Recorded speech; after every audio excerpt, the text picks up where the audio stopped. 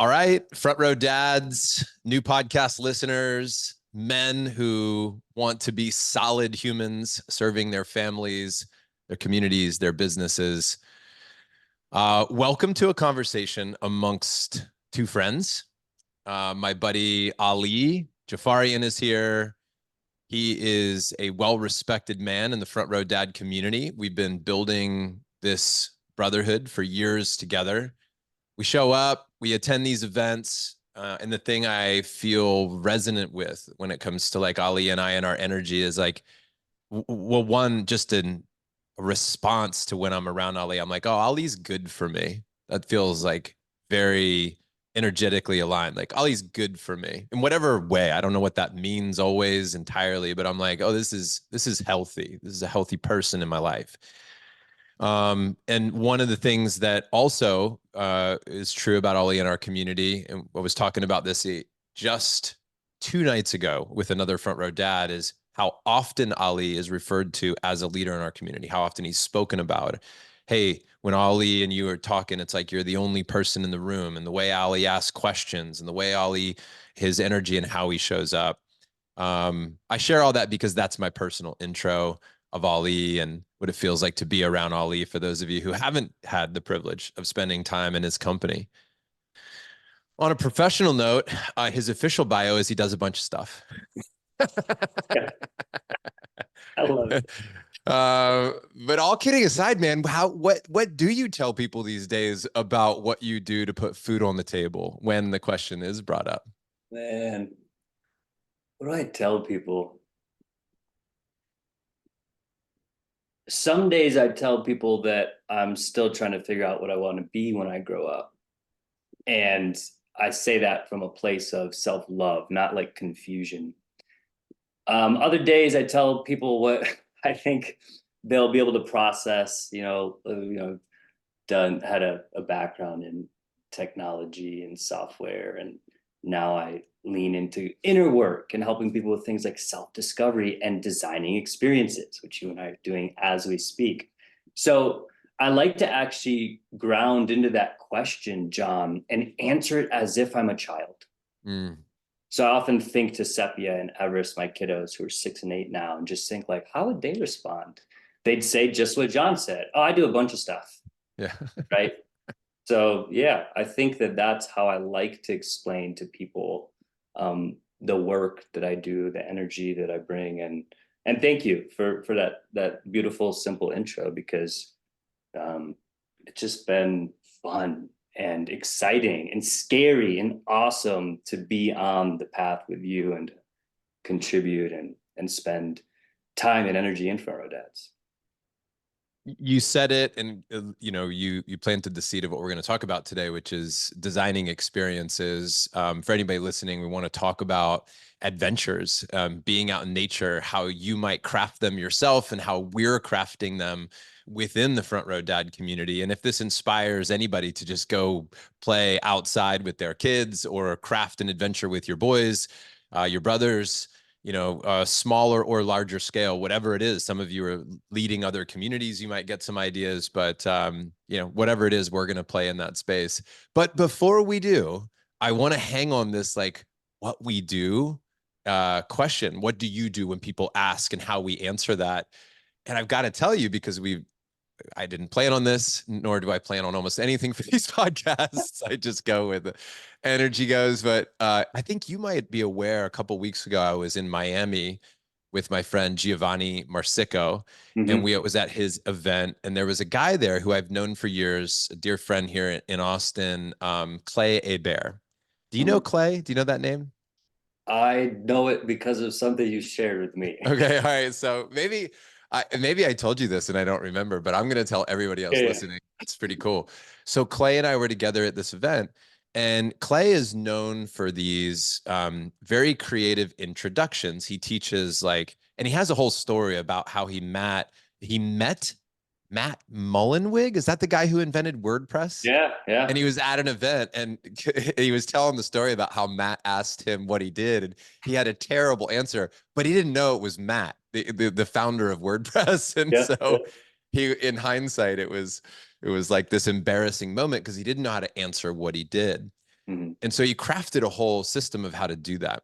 And people should look him up if you want to go see Mm. what he teaches. And there's info out there about it. But he was asking me what mine would be for Front Row Dads. And I said, I help dads find fame at home.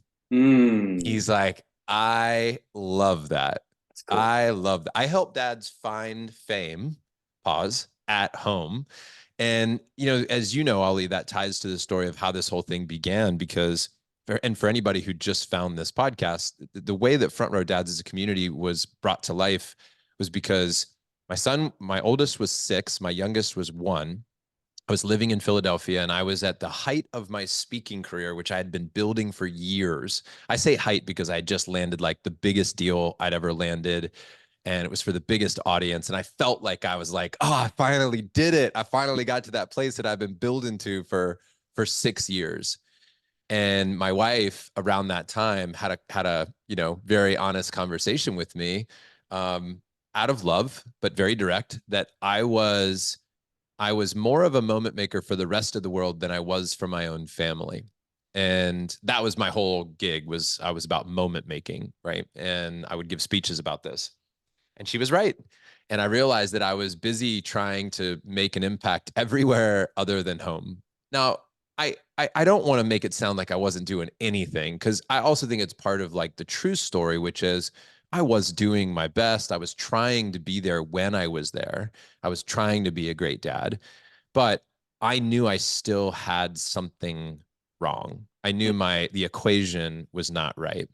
And I think that I'm going to use that as a way to transition into what we're talking about, Ali.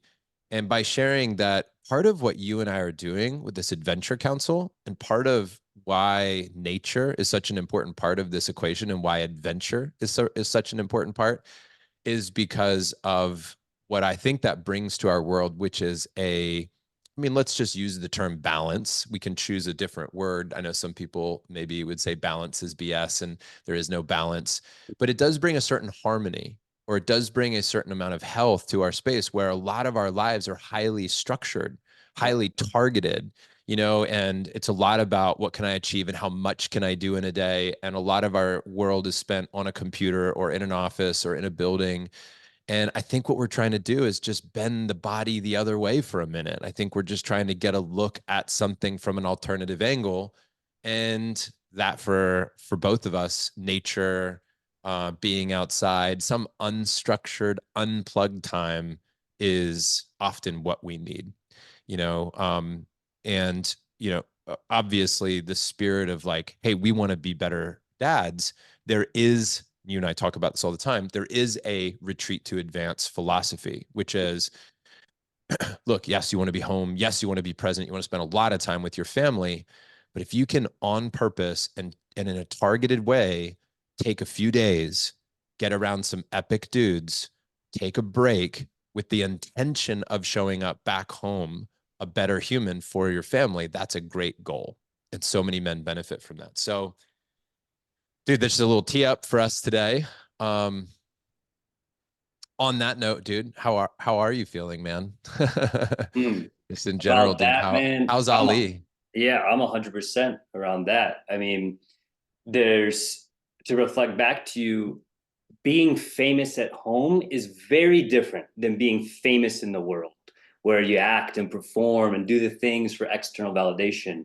Dude, it's so interesting you bring this up, because I feel super famous at home, and I have largely in part of because of Front Row Dads. Like, I'm just with my kids. I feel them, I see them. And just the other day, something interesting happened. They were asking me, ever since old enough, he's 8, where he's got a Chromebook they bring home now, which already kind of scares me. Like, what? We're Yeah, bringing yeah. computers home? But anyways, he has it, and so we're willing to be with it, and he can Google. And he's like, "Oh, Dad, I Googled you, and you're famous." And I'm like, and anyways, I paused because I was like, whoa, this is an interesting moment. Like, my son sees me on the internet, and to his 8-year-old friends, that's really cool. Mm. That's quote unquote famous. But dude, what was interesting is that didn't mean shit to me. I was like, oh yeah, I am on the internet. Like I've got all different websites and I've been on podcasts, blah, blah, blah, blah. So what you said is so important. That's what I align with is, am I famous at home? Because if I'm not, then my compass is off. And that blends into the adventures, right? That blends into, if there's one thing I'd start this combo with, we could create all these different arguments and reasons to get out into nature, but I'll make it really simple. It's where we belong. Yeah. It's where we belong. And then I look at the times that I get my family out, because I'll go out every day. If I could, I'd just stay in nature most of the time. I wouldn't even come back unless I, but there's responsibilities and commitments and things that I've chosen and said yes to.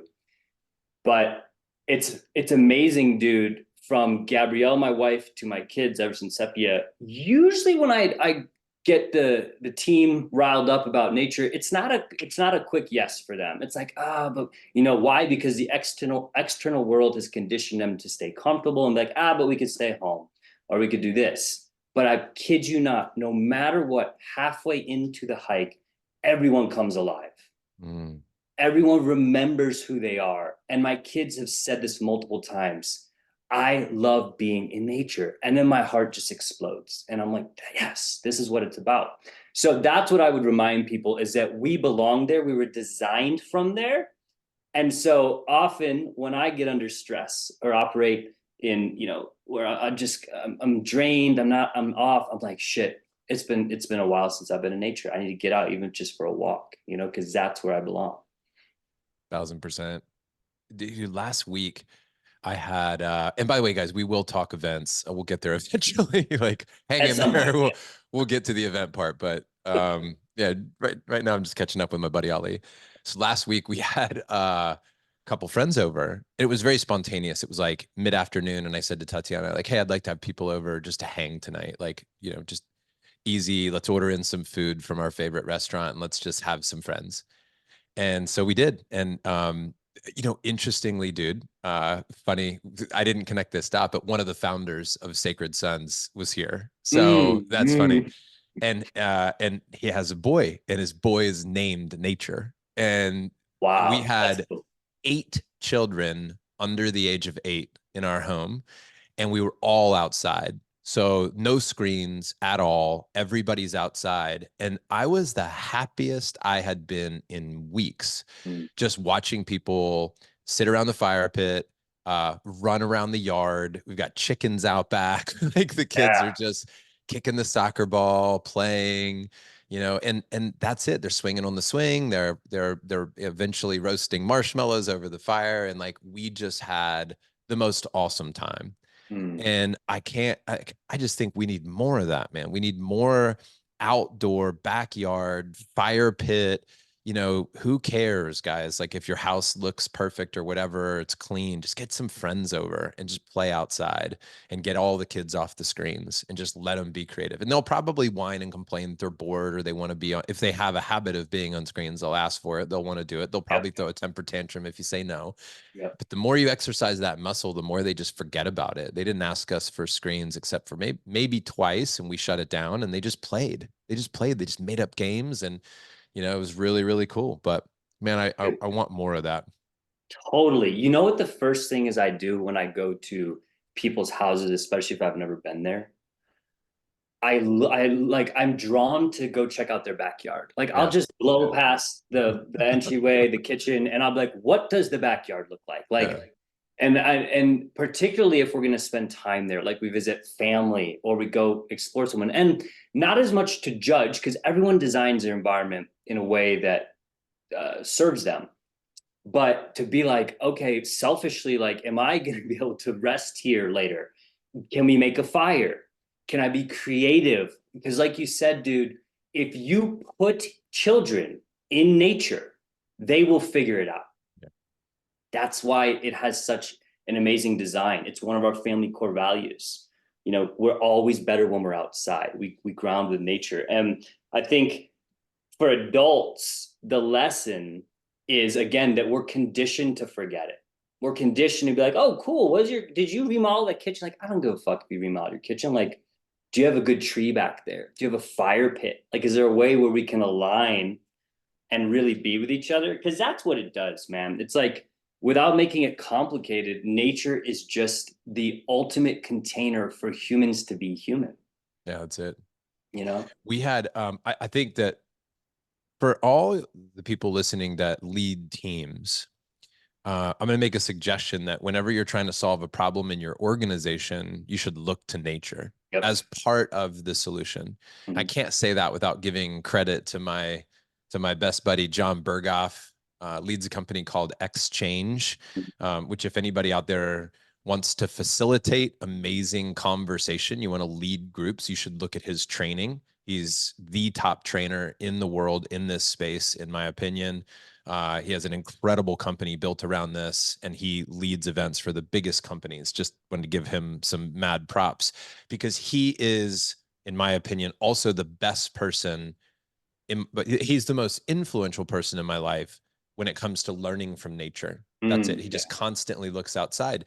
So yesterday we ran a team training for Front Row Dad's staff for what it means to have personal excellence in business. And I Mm. ran them through a series of questions, and I had them think and journal and then share their answers.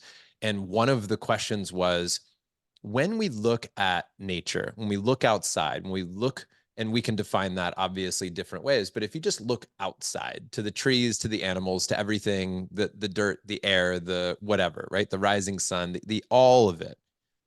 What can you learn about personal excellence, you know, through looking at, you know, at this question, holding this nature piece present?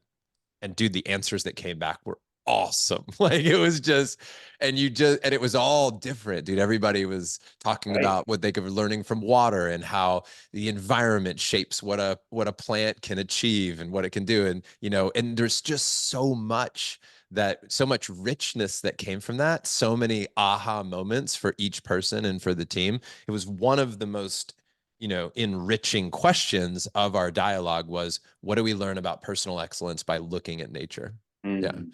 Dude.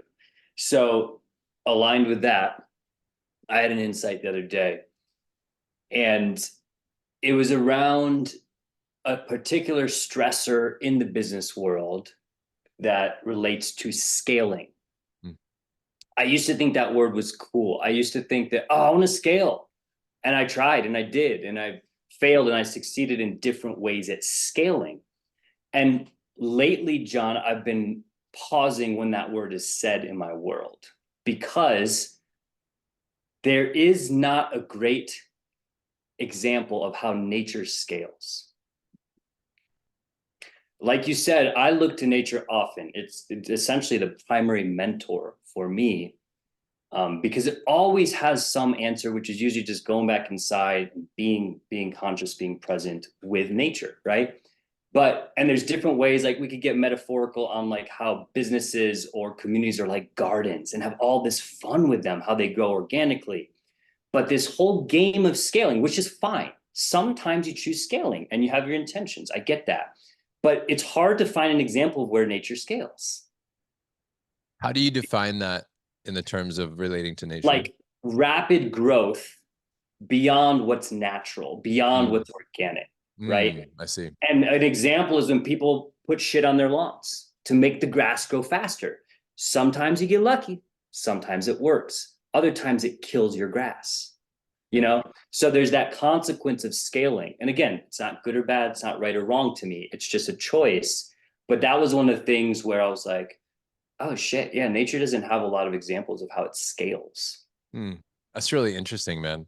Mm-hmm. But there is, of course, nature that grows, right? Absolutely. Yeah, Just expands, absolutely. multiplies without, yeah. I do think and that's like the healthy part. Like how far can you push an ecosystem? I haven't Right. thought about this a lot, but I think about how far you can push an ecosystem and what you interject to, you know, you hear about those stories about, well, we brought in this particular animal to kill off the rats, but then once we killed off the rats, then this Yep. population died, and then this other population exploded, and all of a sudden you're trying to control this in ways just like business, or you're trying to control it in such ways that maybe it's not quite as natural, organic, right? sometimes letting it be is the answer. Letting go, not hold on so tight, not force it Mhm. so much. Dude, Yeah, yeah. I very mean, like interesting. you said, growth is natural. That's a part of life, right? Birth, death, the cycle. So everything essentially grows, but it's interesting when we look at use cases that metaphorically like try to match or relate to growth, and you're spot on. I think that there's a direct correlation with control. Are we trying to control this? Are we putting something in that wasn't part of the design? Sometimes it might work out, sometimes it won't. But if you let it be, it is going to run its path. There's going to be a death and a rebirth no matter what, just to kind of reflect the constant change. So yeah, I think it's awesome that you asked that question with the team, and I think it's awesome to, especially if you're ever confused and you feel stress, a great method is just like pause. What would nature do? How would nature Yeah, solve that's right. this? Because it usually has an answer for you. Yeah, it's cool. Let's talk about taking our brothers, our friends, our community, the front row dads out into nature. Um, what do you think we should talk about first, Ali? Should we talk about what's happening this year? Do you think we should talk about what happened last year? Um, where do you think we should jump into this? At what Mm, point? yeah. Maybe we do. Maybe we give a quick recap of what happened to inspire the Adventure Council, which is where we are now. Yeah. And I'll give a kind of the brief version and let you add whatever you feel like adding. Is that the 2 years ago, an organic trip formed by a couple front row dads wanting to have a little adventure. They had interest in doing this out here because of some of the things that Colorado offered. And then a nice little trip was co-created and organized, 8 of us, and we did a cool hut trip, which Chris Emick led. And it was great because he had experience in this realm of kind of taking us off grid, which was an important part of the experience, is a key ingredient in the recipe. Is that, and I felt that immediately. I'd forgotten that, right? That's a part of what adventures remind us, is we forget the things that we're designed to do, or like I said, where we belong in nature. And anyways, we had this awesome experience snowshoeing into a hut, spending almost a couple of days there, then having some time on the slopes together, connecting as men, doing things that front row dads do, honoring the ethos, connecting. But the hut was particularly impactful because it allowed us to unplug, like we talked about earlier. So creating some healthy space, some distance from the normal routine, the normal distractions, the normal commitments, the things that I believe we do need space from regularly. And also, we got to be like boys again. We got to be like kids out there who had to like earn our water and boil it, and had to like pack our food and be like, shit, this is heavy. Just like a 7-year-old would be like, hey, this is heavy. I'm tired, right? So testing yourself, dude. And then getting there and making the fire. It's like what I love about what I call these more remote off-grid experiences is that these days are so full and you only do a few things. Whereas in contrast, we can have these modern days that might feel empty and we did a billion things and we're just toast, right? Toast the end of the day. So the first hut trip was awesome. It inspired the next one, which happened last year. So Chris and I created something similar, but it was in the summer. We had another awesome group of guys who showed up and co-created that experience. And we're still riding off that energy. We're honoring the organic demand, the craving to create this new summer summit that you and I are designing with lots of energy, with lots of alignment. And again, you asked a great question the other day as we were kind of digging in and brainstorming, like, what's the recipe? The recipe is unplugging. The recipe is time with brothers, and even like nailing that is kind of tricky, but it is time with brothers. It's intentional time with people who want to show up, who want to be present, right? And then it's an adventure, challenge, some of the things that we've been really getting excited about recently. It's like, just like boys or kids, like how would we play in nature? Because it's one thing to just sit if you're looking for peace. I get that. And again, nature is an awesome container, a mentor for that. Like, hey, just go find some stillness. But the kid in me wants to run and climb and jump and build fires and fish and go up mountains and be like, holy shit, that was hard and scary. So I think that's the adventure, the challenge recipe where, like, whether you're 4, well, maybe not 4, I like 7 because my son just turned 8 and I've seen him kind of test his adventure edge already. But whether you're 7, 17, 47, 70, like there's an adventure for you somewhere, you know, with that recipe. So Dude, it's I didn't see this alignment coming into the show, but I do now. When I was telling you earlier about the personal excellence training that we did and these questions and the dialogue amongst the team around what does personal excellence look like. Honestly, they were describing moments in their life where they had achieved something excellent. And then we were looking for the ingredients of like, hey, what made that up? What made that moment excellent? Why did you feel that way? What characteristics or qualities were present in that experience to have you feel like that was excellent? And part of it was that they went from this, in many cases, a fear or an unknowing to a knowing. They crossed a giant, space, which was like, I don't know what's in front of me. There's an unknown element here. And I'm gonna go from this like fear of the unknown, stepping into it, finding out something new about myself, exploring the world, and then having some achievement where I'm like, that felt excellent. And I'm like, this is what we're talking about. It's exactly what part of the adventure is what you don't know. You don't know an agenda. You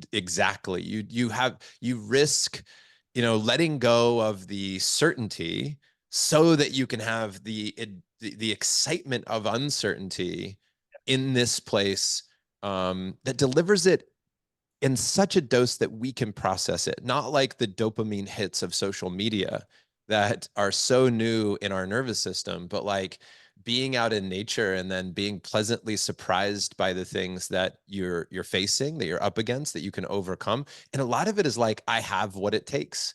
I have what it takes. I have what it takes to survive. I can do this out here with this tribe. And I think it's easy to underestimate the primal piece of this, like the part that's been baked into our DNA for hundreds and thousands of years of like, we're getting back to a vibration, a frequency that our bodies are very familiar with. And I'm not saying no to technology and modern day conveniences. Like, dude, I'm going to go on this adventure and I'm going to come back to all those things and I'm going to really appreciate them. Really going to appreciate having air conditioning in my house or my car or whatever. Those are all wonderful creations, inventions. I use those tools in my life very effectively, but I like separating myself for them so I can appreciate them once again. Tiger and I went on this trip a couple weeks ago and we rented a car, and then I got back home and I got in my car and I'm like, yes. And I go, my car was just normal every day. But the minute I went and drove a rental car and then I got back into my car, all of a sudden I was like, I had a lot of love for it again. So proper separation. Yeah. Yeah, I think to reflect back to you, man, there is definitely a dose of uncertainty that creates an epic adventure. In fact, I was just thinking about this morning, man, like how much I've made fear my friend recently. Because fear's everywhere, dude. Like if there were, and actually this aligns with the combo. I've been thinking about prescriptions a lot, JV, and prescription as just a form of someone or something telling you what to do.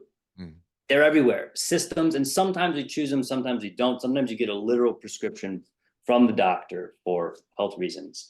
But I caution when prescriptions show up in my world because I'm like, well, first off, did I choose this? Or is someone just trying to hand me a prescription, right? Because they're projecting, etc. But I was thinking like, well, what would be healthy prescriptions that I would prescribe, things that I believe in? The first is time in nature. The second is living with courage.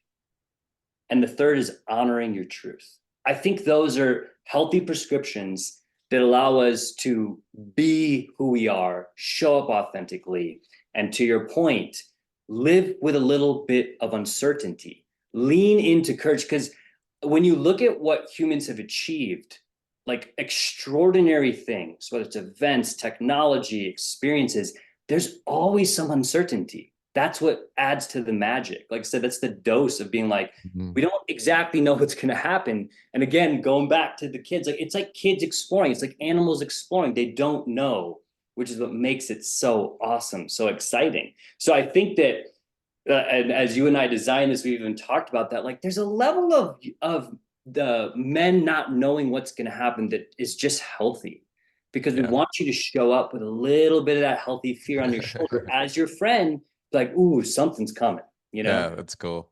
I love that. Well, let's talk about what is coming, because by the time that we release this episode, Mhm. the info will be out to our squad. People will know how to sign up and whatnot. But and a good number of people listening to this, I know, are in our community. There's some people that aren't, and this will be great for people that are in the community to hear about this experience. And also, again, guys, I mentioned this before, at the very beginning, that regardless of whether or not you ever do something with Front Row Dads, my hope is this conversation, these ideas will inspire you to go do things with your friends, with your whoever. Just grab a group of people, grab yourself, grab your kids, grab your spouse, go, Yes. make something happen. What can we tell people, dude? Can we talk about the summer summit just Yeah, yeah, first? we can drip some stuff. Okay. What do you think I think what's interesting is we actually probably don't even know what we're supposed to tell everybody at this point. Yeah. What do you think is safe to tell people right now, Huh. projecting into the future? What's safe, what's healthy? We're gonna spend 4 to 5 days in the mountains of Colorado. So this is a climate that in June usually has beautiful weather, also has volatile weather. So that's part of Mm. how the interesting timing of this event, which landed with Front Row Dads. And at first, we'll go back to our buddy Fear. I was like, ooh, June, like there can still be snow, because part of the experience is we're going to climb a very high mountain. And you could either be scared of that, like, oh, no, or you can accept the challenge, which is what we're doing, right? So mountain climate, which has its beauty and its volatile weather. In fact, when my wife and I got married back in 2014, John, it was in June 14th, so the day after we'll wrap up our experience, and it snowed that day. Mm. So you never know. That's what's cool about Colorado. The other thing I think is worth sharing is We that never experienced that here in Austin. right, I don't know when the last time it snowed in right. June 14th in Austin. The other day it was 85. We're in February. Yeah, it is. You're right. It's a little toastier down there. What else is worth sharing, or just off the bat? We want to give. We're gonna, as designers, we're introducing an experience that honors what we just kind of talked about. Is giving men an environment that facilitates, that encourages them to unplug, because that's hard. I've seen it, Yeah. and I saw it last year. It's beautiful. It took a day or two, but by day two, like halfway through the experience, everyone had unplugged. Everyone was present. And so we're choosing our environment very intentionally. And then we're introducing a challenge, like I mentioned, is that we are going up a hard mountain. I do this regularly. I climb mountains. I love it. It lights me up. It's in my DNA. My dad used to climb mountains as a teenager in Iran. That was like how he had fun. So I'm designed for this, and I do it regularly. And this thing kind of humbles me. It kind of scares me in that beautiful way of being like, shit, we got to take a group of about 20 of us up this mountain with snow. Like, this is going to be real. And so you can sense the excitement. Like, of course I'm a little bit scared, but that's the point, Yeah. right? And just so anybody listening, we're not talking ropes. Yeah, We're right, right, not right. talking vertical climbs. We're talking hiking. Right, So right, right. yeah. So skill level would be, you're going to need to be fit, Yep. You're going to have to be able to walk some miles, but you're not going to have to be an experienced climber to be able to do this. Yes, thank you. You're right. Thank you for confirming that, because sometimes I get a little carried away and it's like, oh shit, am I going to need like certification? No, people are capable of this. And again, that's part of the design. It's probably going to be a misogi for a lot of people, which came out of the comfort zone where like there's a 50-50 chance of failure. Failure doesn't mean death. It means like, ah, shit, like this is too hard. I need to rest, or I don't know if I can Yep. make it. Again, that's real. That's what pushes us to a new level. That's what allows us to really, nurture personal growth. And that's what I want to support the men on. Yeah. The last piece I'll say is that after that, after we've tackled the mountain or been with the mountain, whatever presents itself, then we're going to rest and recover. Then we're going to have this beautiful way, again, through nature, to align with it and let our bodies kind of accept and heal through what we just went through. Maybe healing's not the best word. I like recover, because that again is nature's design. So you can't just hike mountain after mountain after mountain. Like you hike and then you rest, right? Yeah. You move and then you're still. You're active and you find peace. So that's the full blend that we want to design. You did this event, or you did an event with a group of front row dads last year. How would you describe their feelings? What was the feedback? How did they go back home different men, from that adventure that you had last year? Yeah, man, great question. I would describe their feelings as a roller coaster. You know, a lot of them showed up kind of tight, kind of closed, which isn't usual for front row dads. We're a very vulnerable community and we stand behind that. Like we want men that show up and open up intentionally. But it took some time. Like I said, it took a couple days for me to see everyone like, cool, everyone's open now. Everyone's here. Because sometimes they're physically here, JV, but we're not actually here, right? And that's become very, very, I would say obvious, but no, I'm just keen to sense that now when people are really here or not. And so the experience had its roller coaster moments, which again kind of aligns with how nature's rhythms of ups and downs, and the way that how men showed up midway and through the end was amazing, because I saw fear, especially going up that mountain, because we chose a big one for that experience too. I saw it, and then I saw people face it. It's likely you take a group of 10 men, half of which have never done this before, right? The other half who's kind of done it, and then a couple guys like me and Chris who do this regularly. It's very likely that, at least a couple of these won't go, but everyone made it, dude. And then we get to the summit and you can just see it. Like you can just see the energy, the personal fulfillment, the achievement, the smiles, and in the space that we have. We took some space to be there. And then this is the fun part. Then a couple of the brothers, I think it was Matt Tickner and Philip Calderon, they of course when you're on the summit you see things you don't see at sea level, and they're like, we could just go down that way. That looks easier.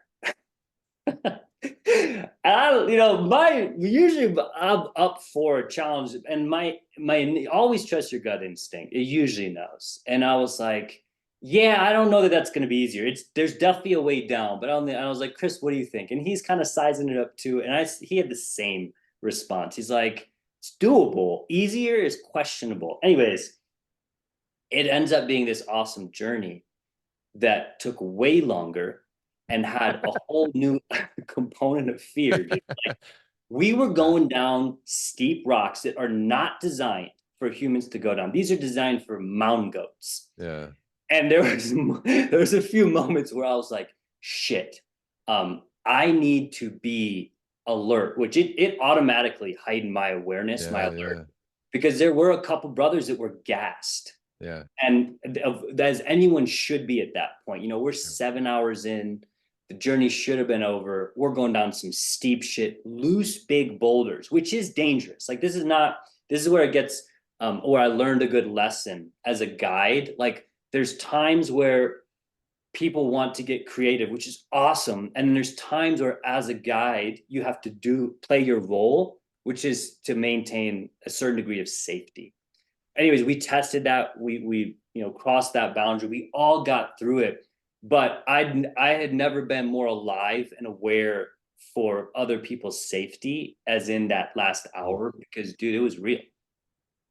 I have two memories that come to mind as you talk about that. One was last year I was scouting out some stuff in Sedona, and I was on a trail that was clearly marked, and then I followed it, I guess, incorrectly. Like I thought it was the trail, but maybe it was like where water was running down the side of the mountain.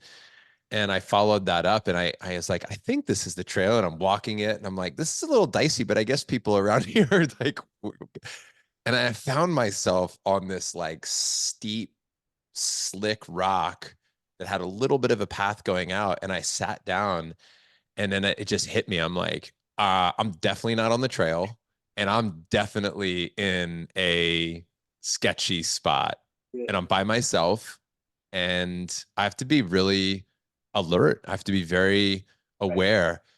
What's interesting is I'm not trying to hurt myself. I'm not trying to prove a point. You know, I'm not trying to make that part of the story. But I definitely felt it was really cool. I felt like, oh shit, man, I'm doing it. I'm doing difficult things. Yep. Yes. Like I felt definitely my inner whatever that was, adventurer, warrior, you know, this fierce, focused, strong, capable, independent at the time person. I'm like, I got me. I'm going to do this. But it definitely required that I remain calm and get myself out of that situation, because there was no whining or complaining my way out of it. I couldn't point the finger at anybody. Nobody got me into that mess. I wasn't going to be able to ask for help in that moment. I just needed to rely on me. And that was cool. I love that. And then I think about a time with Berghoff, who I mentioned earlier, where I was actually officiating his wedding, climbing up Half Dome in Yosemite. And on the final ascent at Half Dome, if you aren't paying attention and you slip, like you will hurt yourself. And when I say hurt yourself, I mean, you know, in some cases, not wake up from that nap. And it's like real. And we were walking down the mountain one time, and there were bears that we saw, and I was like, that was real. Mm. But what really was awesome about it was I just felt like my life and this experience, I knew we were going to remember this. I knew this was going to be part of like the thing I was proud of. And here I am years later telling you the story. You know, that's what's wild about it. I can't tell you about a lot of days that year, but I can tell you about this one. And, you know, again, are we going to be safe? Absolutely. Is there an unknown? Absolutely. Are there elements of danger when you're in nature? Can people get hurt? Absolutely. Like all that's present. And it wouldn't be as meaningful if they weren't real risks associated with what we're doing. But we're taking calculated risks. We're going to be safe about it. And yet, you know, there's still an element of the unknown. So we're going to have that with us, which is good. Dude, totally. And you mentioned something that I think is really important. It also maps back to what last year's group took home, and that is stories. Mm-hmm. So we were even around the fire one evening, and I was like, what do you guys think people talked about around this fire 100 years ago? And like we were joking. It's a great question, man. That's a great question. Dude. And it was awesome, man, because like kids, we were joking. One guy farted and I cracked up, and then I think I farted, and like we were just being human. But then when I sort of like settled into my own question, I'm like, I bet they told epic stories. They weren't talking about the shit they got to do tomorrow. They weren't talking about the new car or wagon that they just purchased or traded for. They were talking about what you said. Yo, I climbed a mountain with my buddy John, and he married his wife. Yeah. We almost died. Yeah. right? And again, I like how you bring a healthy tone of responsibility. It's not about doing these things that are potentially fatal, because that's a whole different degree, which can lead into recklessness. But it is about going home with a story to tell, because then that gets told to your kids, and one day they may retell it, and it defines who you are. Yeah. It defines the path you took. It defines you facing your fear, which I think is important. Yeah. Stories to tell, man. That's the thing. We have this thing in Austin, like almost like a painting that somebody put on one of the bridges, says "Live a great story." You ever see this? Live a great story. I just love the way that feels, man. That's the whole goal. Yeah. And for your kids to see that, like, how amazing is it to come back and tell the story to your kids, show the picture. Here I am with my brothers out on this adventure. That's definitely planting a seed that, that can turn into something for them. I think that's where their adult adventure begins, by watching dad go out and do these things. Yep. Um, Dude, what is the Adventure Council and why are you calling it that? Yeah.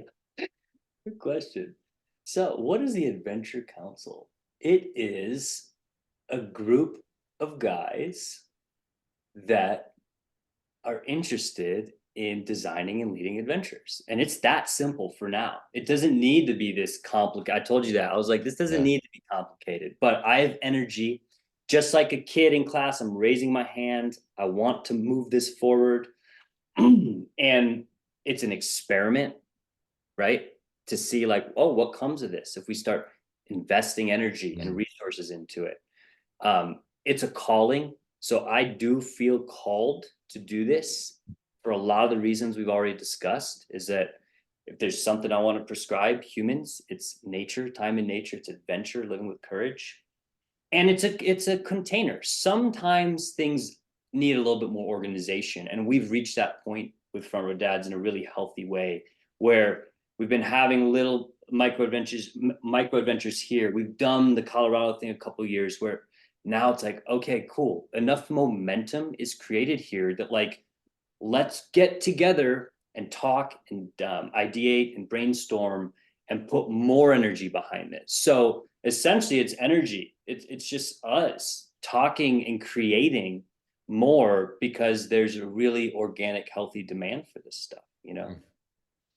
So guys, if you're in Front Row Dads, if you're a part of the community and you want to reach out to Ali or to the team and talk about this, just send an email to make this easy. Just send an email to support@frontrowdads.com. And, in the subject, just, adventure council or, summer adventure or something like that. And the team will help point you to where to get more information, how to connect with somebody, whether it's Ali or somebody else on the team about this. Will get you the details. And I also hope that for those that are not part of Front Row Dads, and you should be, but wait, let me take that back. Not everybody should be. For those of you who are in alignment with our value system, with our ethos, with our culture, then we would love to have you be part of this. But for anybody else that it's not a good fit for, I just want you to also have these epic adventures with the people you love. So I hope this conversation today inspired you in some way. Ali, can I ask you some fun questions about adventure that were just random, just for Oh my own yes. personal Oh entertainment? yes. Okay. One is, do you have a favorite adventure movie? Dude, man, I'd probably have to go with the entire saga of The Hobbit. Oh yeah, yeah. And I think, John, because it was one of those books I read as a teenager where I couldn't put it down, like reading The Hobbit and then reading all the Lord of the Rings. And when you step back and look at, when I step back to not project and look at the creativity that went into that story, man, I don't know that I could come up with a better adventure of just all these things happening. So, especially from a like fictional fantasy world, that definitely comes to mind. Were you a big reader when you were a kid? Not really. That's why the books that I read that really landed, Yeah.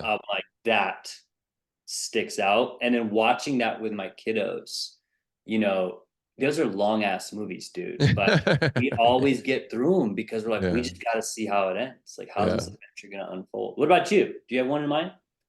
Oh yeah, a couple that come to mind when I think about adventure. One was Into the Wild. It's a good one. Yeah, was it Chris McCandless? Was that the name? John Krakauer, I think, was the author that wrote that book, and then maybe they turned it into a movie. But I just love that whole thing. I love the soundtrack Eddie Vedder did for it, like just killer. Like Awesome. that movie, it's so funny. I saw that movie. I thought it was one of the greatest movies I'd ever seen in my life. And I told a couple of my friends about it, and like they went to see it, and like one of them walked out halfway through. They're like, "This is the worst movie I've ever seen ever." I just think it's so different how we look at life so differently. The movie like changed my life. I loved everything about it. And then I also liked Free Solo. Um, you Ooh, know, who is the climber? His name's on the tip of my tongue right now. his name. I always forget his name too. Yeah, but he by the way, free soloing El Capitan, He's no wild. ropes. He's wild. I just unbelievable. Like I think my palms are sweating just thinking about that movie, dude. Dude, did you watch The Alpinist as well? Yes. Also Cool epic. adventure. Yeah. Like I I think actually like mountain movies like that are some of my all-time favorite. Yeah. I almost rebel against the mountain theme a little bit because I'm like it just feels like it's been used so much, the Right. mountain theme. Right. And there's this my ego who wants to be significant and be unique and important and creative, like it's like I want to come up with something different than the mountain. But it is at our core, man. Yes. It is right there. Again, going back primal, it's right there. You can't ignore the metaphor, and I love it. So, yeah. Who is? I'm gonna look up his name real quick. Yeah. Free. While you do that, I'm with you. My ego wants to play in that world too. We're like, we gotta stop climbing mountains. But the truth is, most humans haven't done it. And they might only Yeah. need to climb one mountain, which doesn't even have Yeah. to be super tall. It Yes. can be so symbolic. Yeah. Yeah. Super symbolic. Alex Honnold. That's it. Yeah. Alex Honnold. Yeah, that dude is wild. What a movie. Dude, it makes me want to go watch it again. It's just Mhm. so inspiring. Maybe what is it that's so inspiring about that? I think it's like him facing his fears. Yeah. I'm so inspired by somebody who's facing their fears. And he would also say, like, he's like, I don't have a death wish. I'm not trying to die. I believe I have what it takes to make it up there. And so, but to find the courage to go do that, Yeah. I that's bonkers to me. Um, and I want to pull from that. I want to learn from that. Mhm. So beautiful, man. Um, all right. Well, what else did I want to ask you that was fun?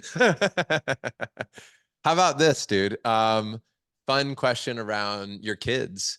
Dude, when you think about how do you create adventure in on a normal day with your kids, what does that look like for you now, man? How do you tie the energy of this adventuring in with your children?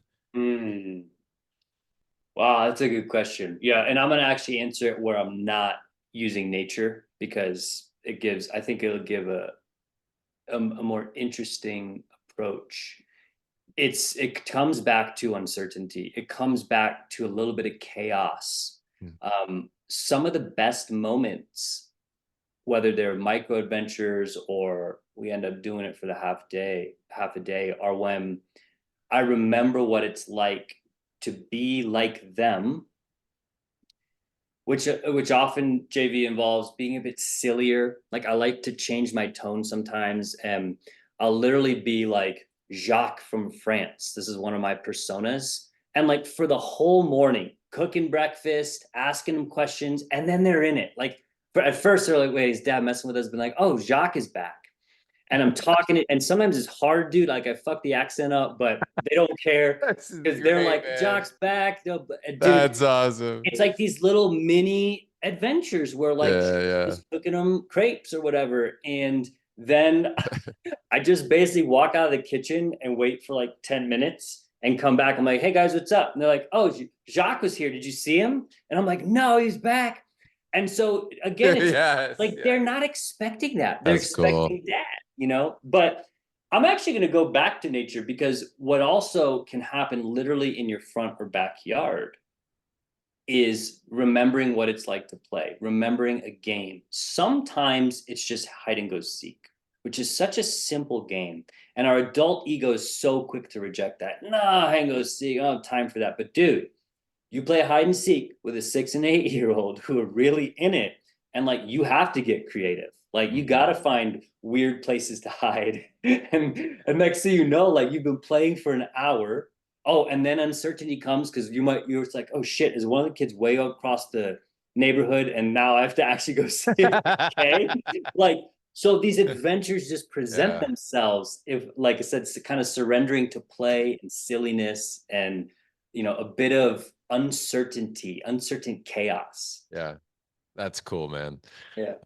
Yes, yes. I was referencing the gathering that we just had where people came over and had dinner, Mhm. brought their kids, and one of the kids wanted to go inside for something like a cup of water or something. And I looked at him and I said, "Let's go on an adventure to find water." And I don't remember where I heard that recently. I got to give credit to somebody, but it was that type of thing where in all these moments we can just say to our kids, "Let's go on an adventure and find out."